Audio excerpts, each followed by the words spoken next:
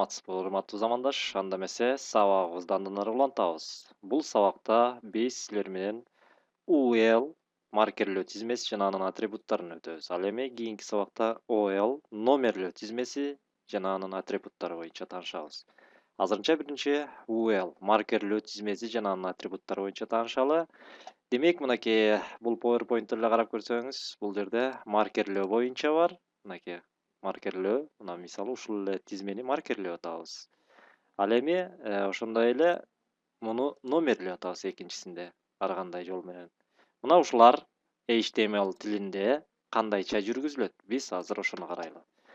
Анда кайрадан баягы индекс файлыбызды ачабыз. Индекс файлыбыздагы мынакей өткөн сабакта жасаган иштерибиз турат. Ошонун астына эле жазып баштайлы. Мисалы, клавиатура, монитор, системалык биримдик, электрон чычкан деген компьютердин бөлүктөрүн биз маркерлөөчү тизме катары көрсөтөлү. Ал үчүн биринчи демек UL деген тег менен баштайбыз. Демек, кашан ачабыз дагы UL. Кашан жабабыз жана экинчи тегти кашан ачабыз. Бул жабылуучу. Бул дагы түгөйлүү тег болуп эсептелгендиктен биз муну дагы жабат экенбиз. Эми ушул эки тегтин ичинде биз жанагы тизмелерди улантабыз. Демек, бу жерден ал үчүн LI деген дагы тег бар. LI муну жабып койсоңор да болот, жаппай деле койсоңор болот. LI деп турта бул жагына жазабыз. Мисалы, так, 4 болгондуктан муну көчүрүп 4 жолу көчүрүп алалы. Анткени биздин тизмебиз 4 болуп атат. V, Ctrl-V, Ctrl-V, мына 4 тизмени көчүрүп алдык. Эми бул жака жаза баштайбыз. Клавиатура.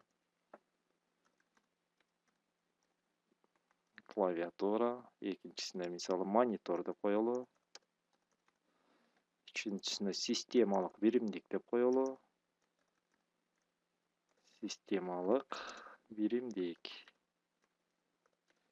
Жана төртүнчүсүнө электрондук чычкан.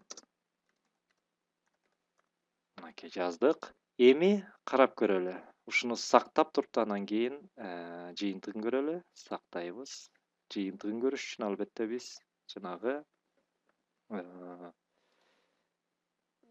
баракчабызга барабыз дагы. Анан кийин мынакей обновить дегенди бассак, мынакей биздин маркерлөөчү жыйынтыгыбыз чыкты. Башкача айтканда, клавиатура, монитор, системалык биримдик, электрон чычкан деген маркерлер түрүндө тизмеге келди. Эми бул UL маркерлөөчү тегибиздин параметрлери кандай экен? Ал үчүн жанагындай эле кошумча материалдар деген папканы ачабыз. Китептер, бул жерден text деген китепти ачабыз. Ал үчүн мынакей U дегенди карайбыз. U дегенибиз кайсы жакта болот экен? Мынакей U, бул жерден UL. Мынакей биздин UL деген тегибиз.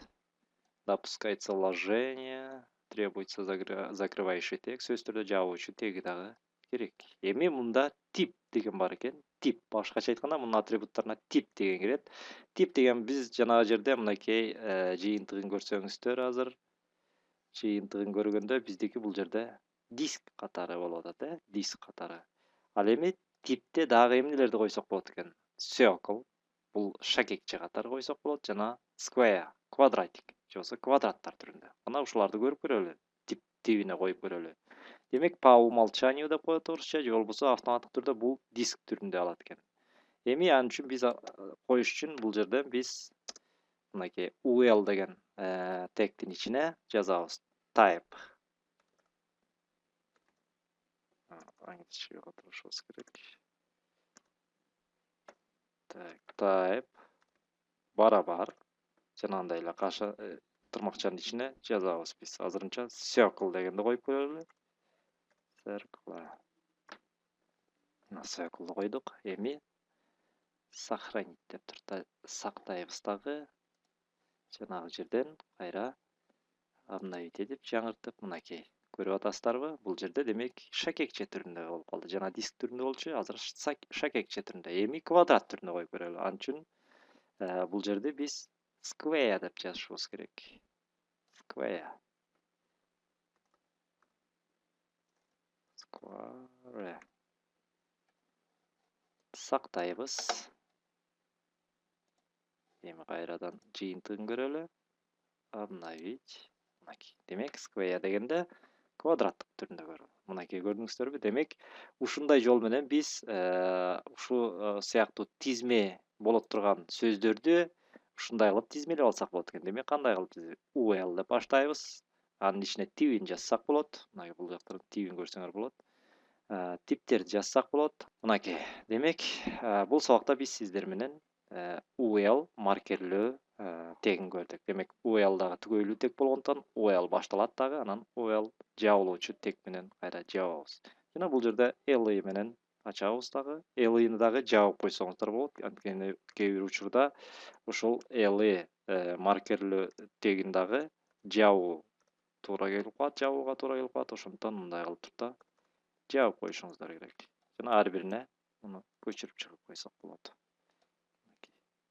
Жердерине көчүрүп алып туруп да копировать жана бул жактарга ставить деп койсоңуздар болот. Мына ушуну менен бул сабагыбыз аяктады. Кийинки сабактан жолугушканча сак саламатта болуңуз.